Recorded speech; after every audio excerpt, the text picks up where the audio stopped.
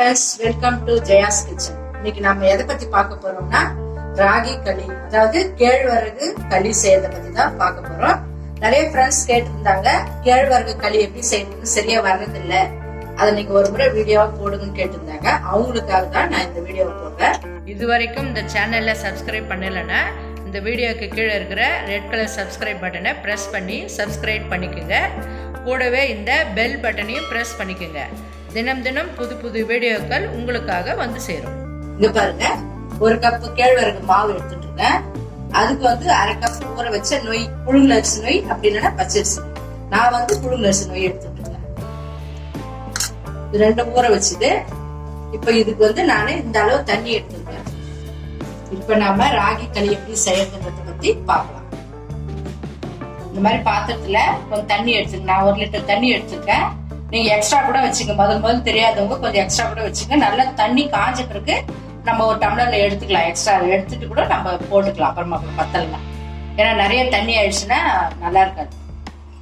நான் திட்டமா எடுத்திருக்கேன். முதல் செய்யறவங்க கொஞ்சம் எக்ஸ்ட்ரா கூட வச்சுங்க. தண்ணி வச்சுட்டு நீங்க நல்ல தண்ணி கொதிக்கும் போது அதை ஒரு டம்ளர்ல எடுத்து வச்சிருங்க. நான் செய்யும் போதே உங்களுக்கு சொல்றேன் நான் மெத்தட் எப்படின்னு. ஈஸியா செய்யலாம். நீங்க தெரியாதவங்களா நீங்க இதை பார்த்துட்டு உடனே நீங்க செய்வீங்க பாருங்க. அந்த அளவுக்கு உங்களுக்கு புரியுற மாதிரி நான் சொல்றேன் பாருங்க. இப்ப இந்த தண்ணி நான் காய வைக்க போறேன். நல்லா காஞ்சி கொதிக்கும் போது நம்ம இந்த நொய்யை அதுல போட போறோம். நம்ம இப்ப தண்ணி நல்லா கொதிக்குது. இப்ப ஊற வச்சிருக்கிற நொய்யை சேர்த்து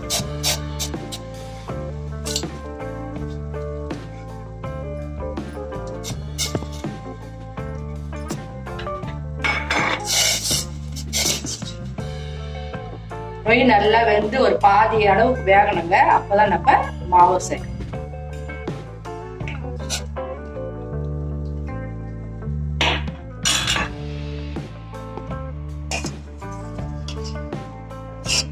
இங்க பாருங்க, நொய் பாதி அளவு வந்துடுச்சு. இந்த மாதிரி பாதி அளவு வெந்தாச்சு. இப்போ நம்ம மாவு போட்டுக்கணும். அதுக்கு முன்னாடி கொஞ்சமா அந்த கப்புல தண்ணி நம்ம எடுத்து, தண்ணி பத்தலைன்னா நம்ம நினைக்கலாம் செய்யும் போது எக்ஸ்ட்ரா ஆகாம இருக்கும். அதுக்காக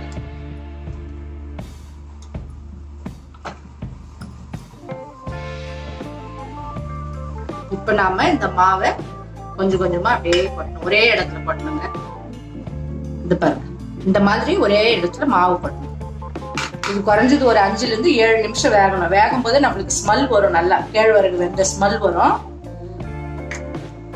இதுல நான் ஒரு 2 கல் உப்பு போட்டுக்கிறேன்.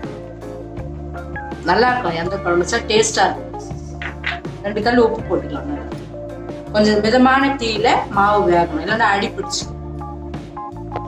இது பாருங்க, மாவு இந்த மாதிரி நடுவுல ஒன்னா கொட்டிடுங்க. ஒரு குறைஞ்சது 5 to 7 நிமிஷம் வேகணும். நம்ம கொஞ்சம் மாவு தானே போட்டுக்கோம், அதனால ஒரு 5 to 7 நிமிஷம் போதும். நல்லா மாவு வெந்துடும். அப்படியே சிம்மிலேயே ஸ்மெல் வரும். அந்த நேரத்துல நம்ம மெதுவா இந்த மாதிரி ஒரு ஸ்டிக் வச்சு மேலேயே கிண்டிட்டு வந்தோம்னா களி ரெடி ஆயிடும். இடையில எல்லாம் எதுவும் கலக்கவே கூடாதுங்க. மாவு வேகணும். இடையில கரண்டி போட்டு ஒரு குச்சி போட்டு எதுவுமே கலக்க கூடாது. இப்படியே மெதுவா வேகணும் மாவு. அப்பதான் கட்டி இல்லாம இருக்கும். கலந்துட்டீங்கன்னா கட்டி வந்துடும், மாவு வேகாம போயிடும். இப்படியே விடலாம். ஒரு 5 to 7 நிமிஷம் வேகட்டும் மாவு. மாவு நல்லா வெந்தாச்சு. 5, 6, 7 நிமிஷம் ஆயிடுச்சு. இப்ப நான் போட்டு இப்ப பாருங்க, இது இந்த மாதிரி ஒரு நல்ல ஸ்டிக் வச்சு, இந்த மாதிரி சின்னதா இருந்தா இந்த மாதிரி பண்ணணும். பாருங்க, இப்படி வச்சு மெதுவா கலக்கிட்டே வரணும். சிம்மில் வைக்கணுங்க. ஸ்பீடா வைக்க கூடாது. தீ எப்பவுமே மெதுவா இப்படி கிண்டிட்டே வரணும். அந்த கட்டி இல்லாம நல்லா வரும். பாருங்க, நம்ம வச்சு தண்ணி சரியா போச்சு. கொஞ்சம் எடுத்துட்டு இல்லையா, ஏன்னா புதுசா செய்யறவங்க நிறைய தண்ணி போட்டாங்கன்னா பத்தாது. நல்லா வந்துச்சு. இப்ப நம்ம ஸ்டவ் ஆஃப் பண்ணிட்டு தனியா இறக்கி வச்சுக்கலாம். இப்ப நம்ம நல்லா பாருங்க, எவ்வளவு அருமையா வந்துச்சு பாருங்க. ஈஸியா இருக்கு பாருங்க. நிறைய பேர் இது செய்ய தெரியல, கட்டியா வருதுன்றாங்க. கட்டியே வராதுங்க. நான் சொன்ன மெத்தட்ல நீங்க ஃபாலோ பண்ணீங்கன்னா ஈஸியா இருக்கும். நாளைக்கே இதை செஞ்சிடலாம். பாருங்க, நல்லா வந்துச்சு களி. கேழ்வரகு களி அருமையா வந்துச்சு பாருங்க. இருங்க, கீரை கடைஞ்சலோ இல்ல கத்திரிக்காய் கார குழம்பு, எண்ணெய் கத்திரிக்காய் குழம்பு, மட்டன் சிக்கன் குழம்பு எது இருந்தாலும் சேருங்க. சூப்பரா இருக்கும். பாருங்க, நல்லா வந்திருக்கு. இப்ப இத நம்ம ஒரு கிண்ணத்துல போட்டு சின்ன சின்ன உருண்டையா பண்ணிக்கலாம். வேஸ்ட் பண்ணாதீங்க. இதுல இருந்தா சுத்தமா எடுத்து பாருங்க எவ்வளவு நல்லா வந்துருக்கு. பாத்தீங்கன்னா பாருங்க ஒட்டவே ஒட்டல. இப்படி பண்ணா நல்லா வெந்திருக்குன்னு அர்த்தம். இப்ப பாத்தீங்களா ஒரு தண்ணி தொட்டு இப்படி சந்தேகமா இருந்தா பாருங்க ஒட்டவே ஒட்டாது, நல்லா வெந்துச்சு.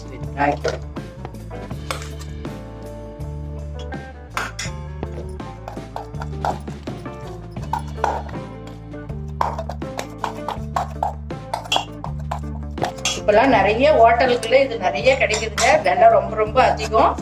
நிறைய பேர் போய் சாப்பிட்றாங்க. இந்த சுகர் பேஷண்ட், பிபி காரங்க நிறைய பேர், இப்ப எல்லா வயசுக்காரங்களுமே சாப்பிட சொல்றாங்க டாக்டர் ராகி களி. பாருங்க நீங்க வீட்லயே இந்த மாதிரி செஞ்சு சாப்பிட்டீங்கன்னா பாருங்க எவ்வளவு அருமையா உங்களுக்கு. செஞ்சு சாப்பிடுங்க, உடம்புக்கு ரொம்ப ரொம்ப நல்லது. நம்ம எத்தனையோ வகை வகையான ஃபுட் எல்லாம் சாப்பிடுறோம். இது பாரம்பரியமான ஒரு உணவு இது ராகி களி. நான் நிறைய பேர் தெரியலன்னு கேட்டிருந்தாங்க, அவங்களுக்காகவே இந்த வீடியோ போட்டிருக்கேன். மறக்காம நான் சொன்னதை கரெக்டா ஃபுல் வீடியோவை பார்த்துட்டு மிஸ் பண்ணாம ஃபுல் வீடியோவை பார்த்துட்டு ட்ரை பண்ணுங்க. கரெக்டா வரும் பாருங்க அவ்வளவு அழகா வரும். பாருங்க ஃப்ரெண்ட்ஸ், ராகி களி எப்படி செய்யறதுன்னு பத்தி நான் உங்களுக்கு பொறுமையா சொல்லி கொடுத்தேன். நீங்களும் அதே மெத்தட்ல செஞ்சு பார்த்துட்டு உங்க கமெண்ட்ஸ் எனக்கு சொல்லுங்க. பக்கத்துல உங்க ஃப்ரெண்ட்ஷிப் எல்லாம் இதை பத்தி ஷேர் பண்ணுங்க. செய்யாதவங்களாம் இன்னைக்கே செஞ்சு சாப்பிடுங்க. இந்த ஜெயா கிச்சன்ஸ்க்கு நீங்க புதுசா வந்திருந்தீங்கன்னா மறக்காம சப்ஸ்கிரைப் பண்ணுங்கம்மா. பக்கத்துல இருக்கிற பெல் பட்டனை பிரஸ் பண்ணுங்க. நீங்க என்கரேஜ் பண்ணாதான் நான் அடுத்தடுத்து உங்களுக்கு ஈஸியா வீட்டுல இருக்கிற பொருளை வச்சு புது புது ரெசிபிஸா நான் செஞ்சு காட்டுவேன். தேங்க்ஸ் ஃப்ரெண்ட்ஸ், தேங்க்ஸ் ஃபார் வாட்சிங்.